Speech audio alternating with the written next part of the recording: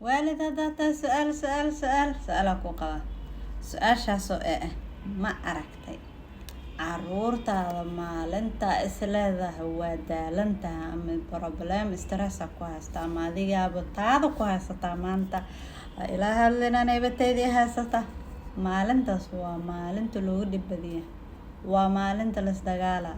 waa maalinta hadalaaga maqleen waa yaabanta war caruurtaan maanta markay teedii haysato maxay dhib kale igu sii daraan ma yaabanta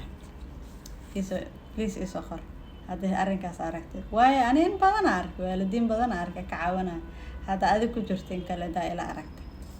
araba inaa ogaado marka waxa weeye maxaa keenay waa marka adiga wataada ku haysata adiga maanta yaa dhib iska ka haysta waayo kana dhibka hadda u bilaabeen ama go'aankaas u gaareen maanta in lagu dhibo maanta ilaa maalinta lagu dhibaa ma maanta adaabtaada ku haysta sama marka waxa weeye caruurta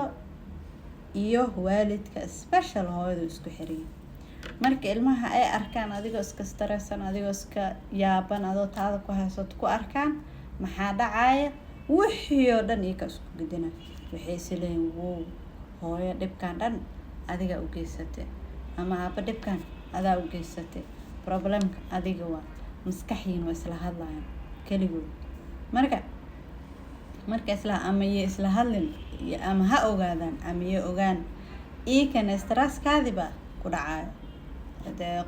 laba stress hadii la isku daro laba dib hadaa la isku taabto bul sama marka saas waa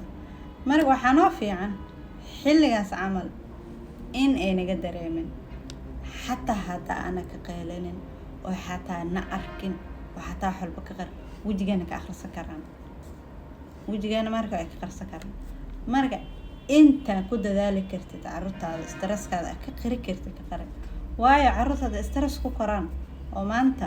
adduunku iska dhibadiyaan special hooyooyinka hadda dhibaato badan haysato hadday maanta ku arkaan hooyo faraxsaneen hooyo maanta waa la dhibi maalinka kale waa la dhibi maalin kale dhibay ku jirto maalin dhibay ku jirtay sababahaasaa keenaya caruurteena markay weynaadeen oo teenager noo noqdeen meesha garabkeena ka sugayna